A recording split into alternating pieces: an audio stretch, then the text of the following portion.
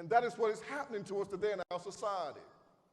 As we depart from the Word of God as being the final authority for our faith and our practice, as we depart from the Word of God as being the final authority about what is moral and what is immoral, what is right and what is wrong, when the Word of God is no longer the final standard, when we no longer have an independent arbiter, God's holy Word, then we do what's right in our own eyes.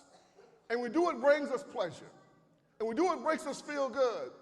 And when we do what makes us feel good, what rights in our own eyes, we become very, very irresponsible, very indulgent. And that's where we are in our society today. And so we are in a society, we're so removed from the book. We're so removed from God's biblical standards for morality and God's biblical standards for right and wrong and God's biblical standards for responsibility that men can father children and walk off and act like they don't even exist.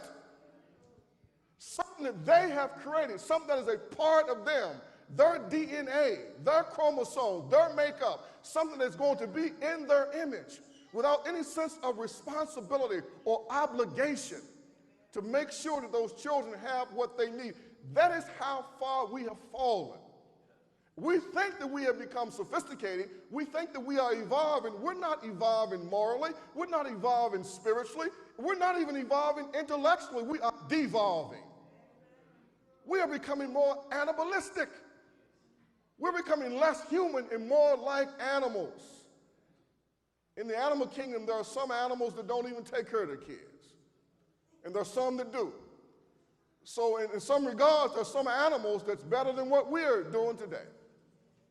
This is a serious conversation, a serious discussion that needs to be had. We got to say out loud what many people are thinking beneath the breath and what many people are thinking inside of their mind. The true test of our character, the true test of what's inside of us is how do we treat the people that we can run over, that we can dominate, that we can abuse, that we can physically control. How do we treat them? That is the true test of our character. And when you use that criteria to examine the United States of America, when you use that criteria to examine the state of West Virginia, to examine Kanawha County and Charleston, I tell you what, we're not scoring very high. We're not scoring very high. And I'm not going to bore you with a lot of numbers and statistics, but there are some that are noteworthy. In my research, I found, and I've shared this before, that in this state, they did a study in every major birthing hospitals in West Virginia in 2009, I believe it was. And what they did, they tested the mother and the afterbirth and the baby for substance abuses on every birth that occurred in a major birthing hospital. And to everybody's chagrin and surprise, they were blown away with the statistics. 20%, 1 out of every 5 babies that are born to a mother in the state of West Virginia is born to a mother that has severely abused alcohol and or legal or prescription drugs. Not just a drink every now and then, severe abuse. 20% in Charleston, it was almost 25%. That means 1 of every 4 babies basically are being messed up in their mother's womb by their mother and by her consumption of illegal substances or legal substances that are being abused.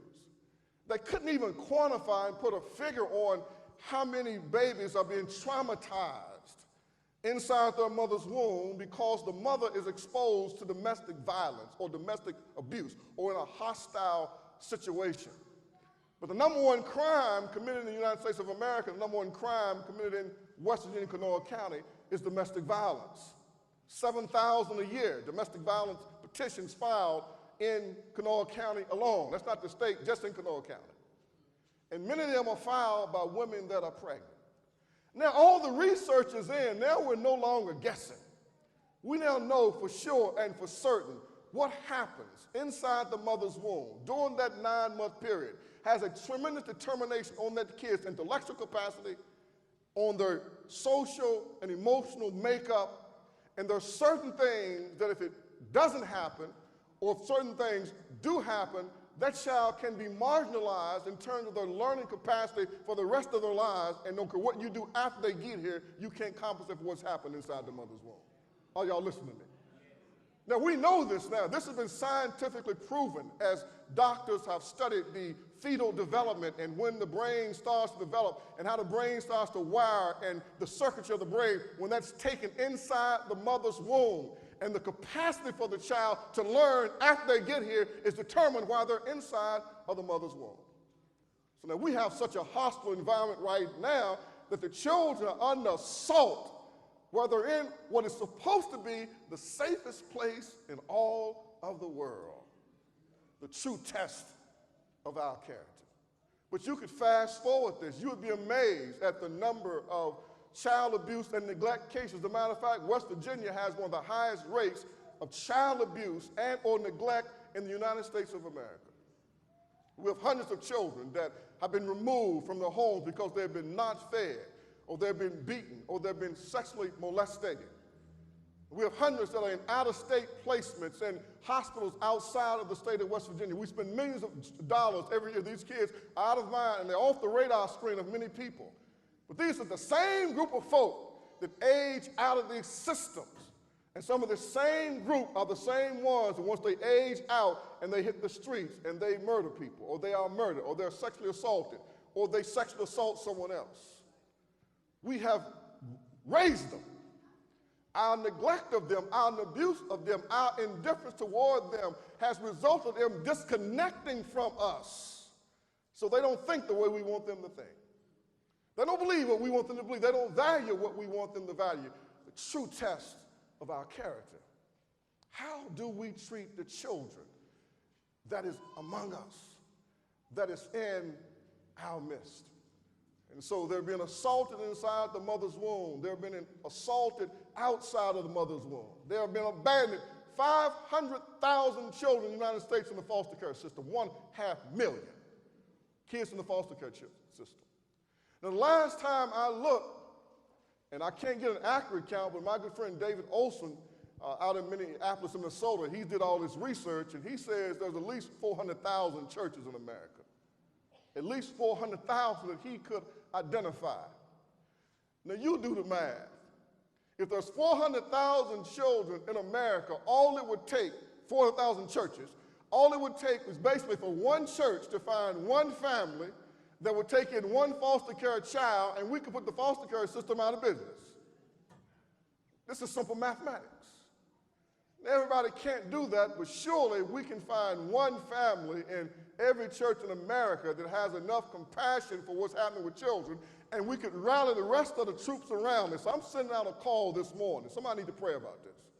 We need to identify one family from the Grace Bible Church that will become foster parents, and then we are going to rally around them and support them so that they don't have that burden all by themselves, but that we want to try to do our part to try to address this problem of kids in the foster care system in the state of West Virginia. Are y'all listening to me?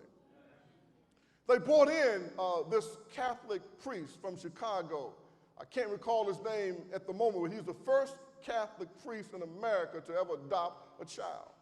And so he started a program, One Church, One Child, and went on this crusade around the country trying to get churches to identify congregants. And if every church in America could identify one family that would adopt one child, then basically the church could put the adoption people out of business, and we could just about close every orphanage in America. This is just numbers. This is just statistics. So on our way to shout and high-fiving and dancing and going to conferences and concerts and all this spiritual activity we're engaged in, we're failing to realize there is a call, there is a summons, there is a cry from the most vulnerable population in our society saying we need the church's help. We need the church's attention. Can I just talk to you for a moment? I'm not trying to make you feel guilty, but I am trying to help us understand if there is a God in heaven, we are going to pay for this. And if I understand the Bible correctly, it says that judgment will first begin where? At the house of God. And so part of what is happening